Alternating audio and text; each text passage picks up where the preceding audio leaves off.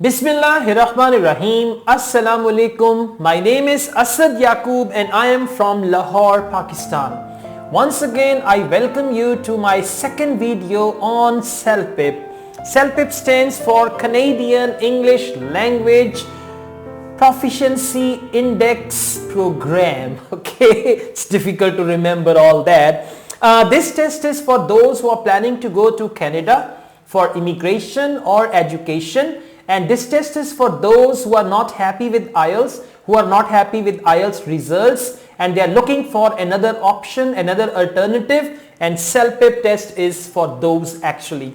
So far, they have started operating in India. There is no test center in Pakistan as yet. In UAE, they have a test center, and other countries, they do have test center. You can check the details on Google about CELPIP test centers. So today we will talk about CELPIP reading test, and I'll just tell you what sort of test this is going to be, and then you can compare it with your IELTS reading and then decide which one is appropriate, easier and better and all that stuff, right?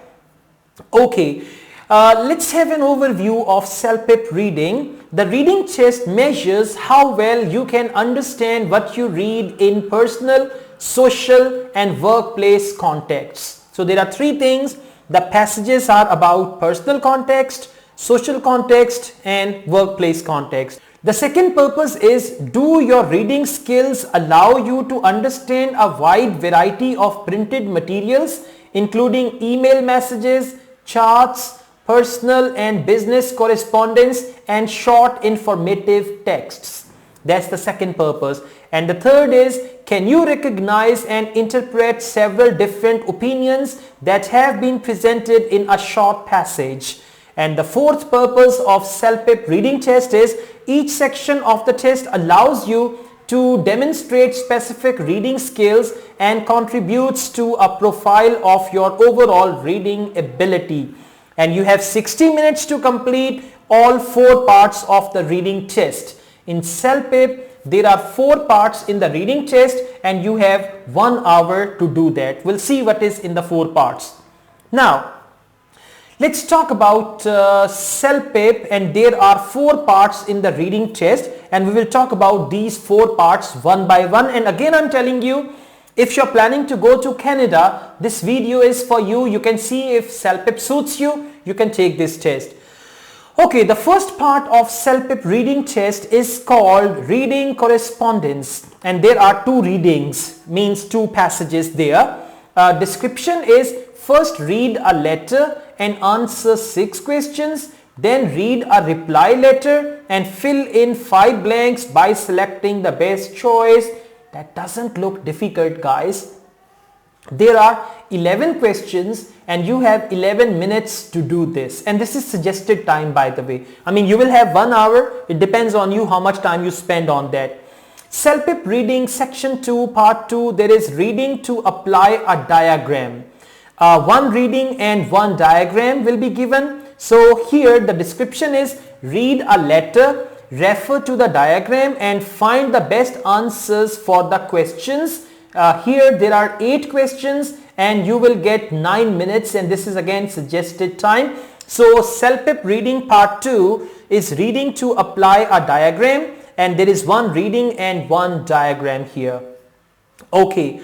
CELPIP reading task 3 is reading for information, and here you will find one passage.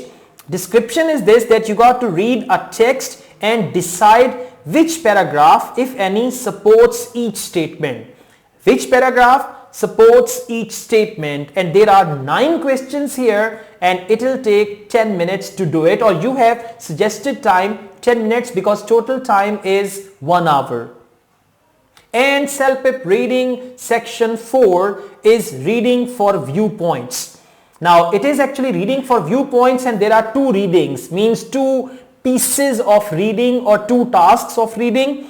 Overview is this, that first read an opinion report and answer 5 questions. There will be an opinion report, you got to read and answer 5 questions, then read a response and fill in the 5 blanks by selecting the best choice.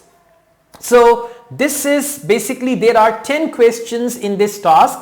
reading for viewpoints, 10 questions, and you can spend 13 minutes on this. Okay, next there is another thing in CELPIP reading which is called unscored items. There are some questions which will not be scored, which will not be marked. So unscored items are like 8 to 11. There are 8 to 11 questions and you can spend around 9 to 13 minutes on unscored items. What is an unscored item in CELPIP reading? The unscored items are used for test development purpose and may be placed anywhere within the reading test. They will have the same format as one of the other parts of the reading test. The unscored items will not affect your official score. They will not be marked.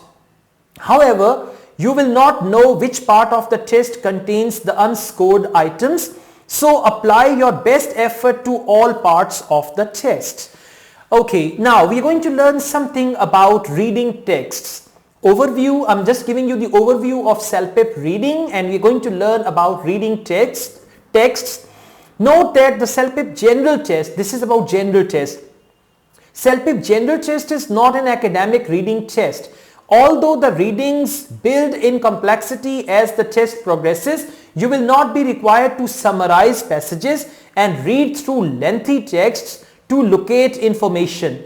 You will be working with different types of texts, any of which you might encounter daily in Canada. So this is a bit easier than IELTS. So this was an overview of CELPIP reading. Now you can compare CELPIP reading with IELTS reading and please write down in the comments, what do you think? CELPIP reading is easier than IELTS reading or IELTS reading is easier than CELPIP reading? If you like this video, hit on the like button and don't forget to subscribe my channel. I run another channel, Asad Yaqub Vlogs. You should subscribe to that channel as well. I also teach CELPIP online. If you want to join my online CELPIP classes, you can contact me for that. Asad Yaqub wishes you all the best and all the best. Take good care of yourselves. Allah Hafiz.